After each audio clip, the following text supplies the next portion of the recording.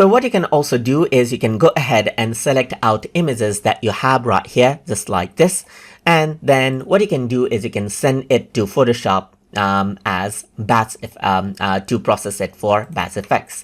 So to do that, you need to go around onto the tools menu and then go to Photoshop right here and select out batch right here, just like this. So once you go ahead and do that, it opens up Photoshop right here, just like this, as you can see, and you need to wait for a while.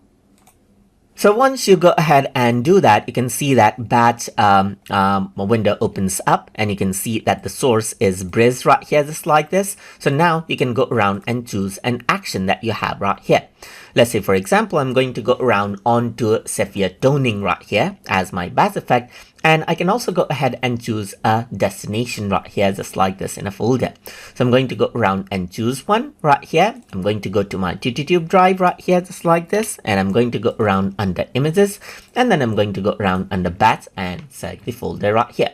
So once I go ahead and do that, I can simply press OK, and it'll start out the images right here. So you can see that it simply goes around and applies a sepia tone to it right here. Then it immediately goes ahead, opens up another image right here, just like this. Press OK right here as well. Then it simply goes ahead and applies it to this particular image as well.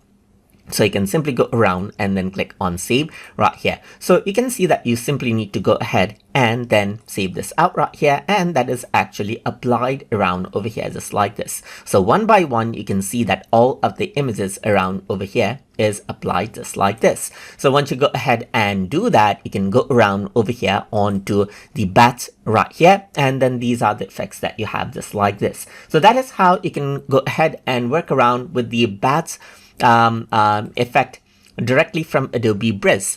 So hope you guys learned something as always. And as always, please like, comment, share, and subscribe.